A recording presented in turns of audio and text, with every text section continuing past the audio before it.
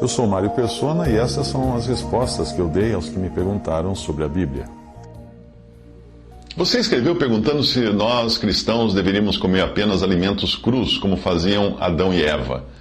Bom, existe um reverendo norte-americano que prega a dieta Hallelujah Diet, alegando que a alimentação que Deus planejou para o homem é vegetariana e crua. E aí ele se baseia em Gênesis, porém parece ignorar que aquele tipo de alimento foi dado para quem vivia antes da queda, quando o corpo humano, então, após a queda, foi radicalmente corrompido pelo pecado e a morte entrou em cena. A verdade é que a solução para a vida eterna não está numa dieta, mas está em crer em Jesus como Salvador e no poder purificador do seu sangue, que nos purifica de todos os nossos pecados. Quem crê na vida eterna não tem falsas esperanças quanto a esse corpo, mas espera a transformação que ocorrerá no arrebatamento ou na ressurreição, caso seja pego pela morte antes de ser arrebatado da terra. Geralmente você encontra dietas vegetarianas e naturistas e crudíveras associadas a alguma filosofia ou doutrina religiosa, e é aí que mora o perigo. Eu sei disso porque eu fui vítima de uma dessas dietas doutrinárias. Quando eu fazia faculdade, nos anos 70, eu tinha sempre problemas de estômago, por isso eu decidi procurar uma alternativa aos pratos comerciais que eu comia, tipo dobradinha, feijoada, rabada, que eu comia nos bares, nos botecos e restaurantes baratos de Santos, na cidade onde eu morava e estudava. Aí eu passei a comer no restaurante macrobiótico e também numa associação macrobiótica que havia na cidade e logo minha saúde melhorou, claro, não é? As dores do estômago, a azia passaram, meu cabelo parou de gostar mais do pente do que do couro cabeludo. Eu me sentia muito melhor com aquela dieta, tendo deixado comida de boteco. Porém, na macrobiótica e nas outras dietas fundamentadas em uma filosofia, você acaba sendo atraído para os livros que explicam a filosofia por trás daquilo, e aí no pacote é que vem o engano. Eu virei um macrobiótico fanático, que não comia nada que não fosse integral e dentro dos princípios de equilíbrio yin e yang. Eu queria atingir o equilíbrio com o universo.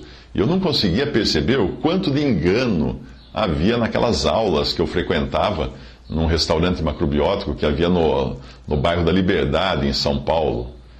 Foi na mesma época que a cantora Tuca morreu. E ela também era doutrinada pela mesma pessoa que doutrinava a gente lá nesses restaurantes macrobióticos. Também um outro rapaz morreu num sítio, ambos de desnutrição, de fome, para você ter uma ideia.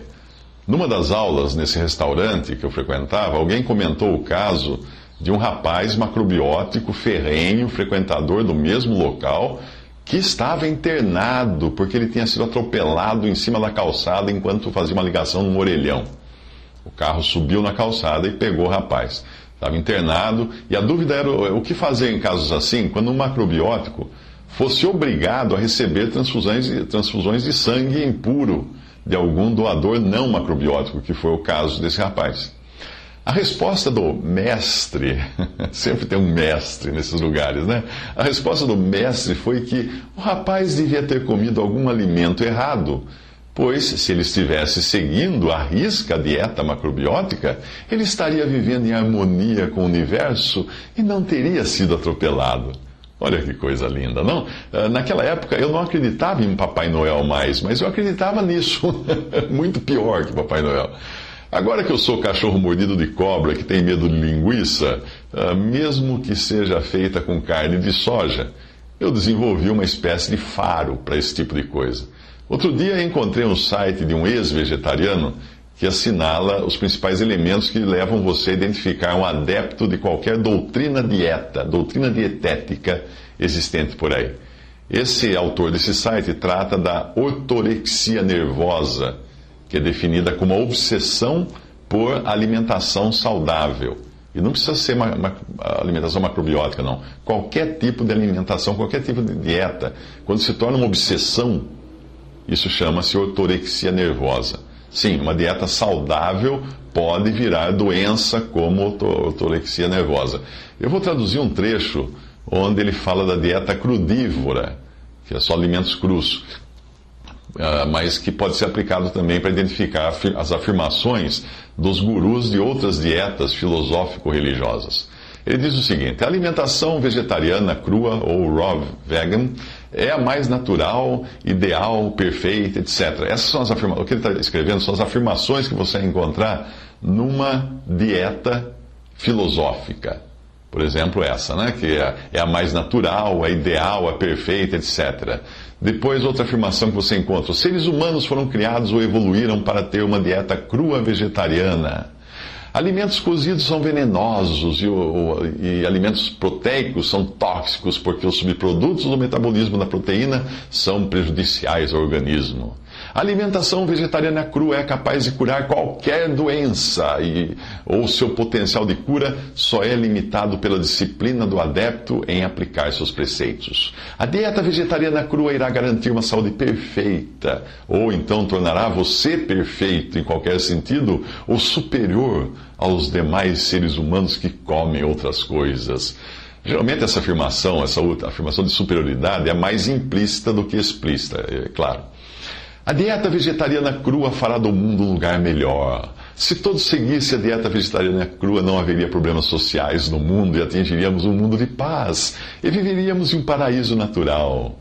Bem, aqui as expectativas têm dois lados. Um, por fazer a conexão entre corpo e mente, a dieta é poderosa e um elemento crítico para a paz e saúde mental. E dois, o estilo de vida que acompanha uma dieta vegetariana crua eliminará comportamentos e atos de pessoas orientadas para o dinheiro, os quais são a principal raiz dos problemas sociais. Bem, o artigo traz também uma lista de razões pelas quais a dieta vegetariana crua seduz os seus adeptos. Veja quais são os pontos. Primeiro, ela é rica em idealismo e nos faz pensar que o mundo é fácil de ser compreendido. Segunda, ela é tão boa para ser verdade que o adepto acredita que só pode ser verdade. O meu palpite aqui, a doutrina da propaganda de Hitler estava justamente em contar uma mentira tão grande que as pessoas acabariam duvidando que alguém seria capaz de contar tamanha mentira e aí acreditariam. Terceiro, uma filosofia assim cria uma falsa sensação de segurança quando você acredita no dogma de que aquela é a dieta melhor, a mais natural, a mais perfeita, etc. Terceiro, o aspecto social da dieta faz de você uma pessoa singular, que acaba conquistando a atenção das pessoas. Isso é muito apropriado para pessoas egocêntricas. Quarto, ao adicionar uma falsa moral à dieta, você acaba acreditando ser moralmente superior àqueles que comem outros alimentos, né? Claro que isso é ótimo para o ego.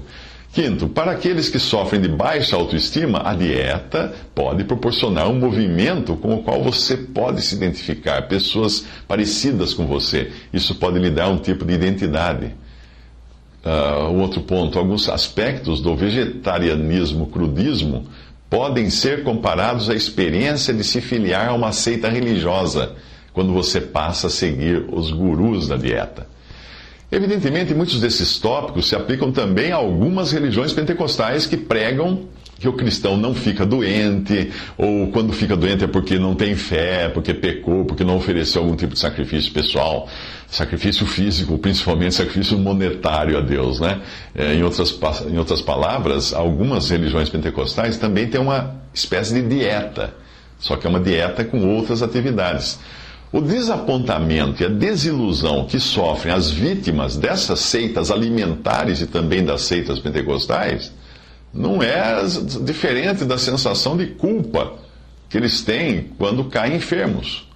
O ponto é que, convertidos a Cristo ou não, comendo alimentos vegetarianos e crus ou não, este corpo continuará tão arruinado pelo pecado quanto sempre esteve. E o destino desse corpo é a degradação e a morte. Isso é uma lei física. É uma lei física. As coisas só decaem nesse universo. As coisas só decaem. Elas não incrementam, elas só decaem. Uma dieta equilibrada pode sim dar uma melhor qualidade de vida, pode sim evitar algumas doenças e pode sim até prolongar a vida do corpo, mas não evitará a doença e a morte, porque essas entraram na criação através do pecado.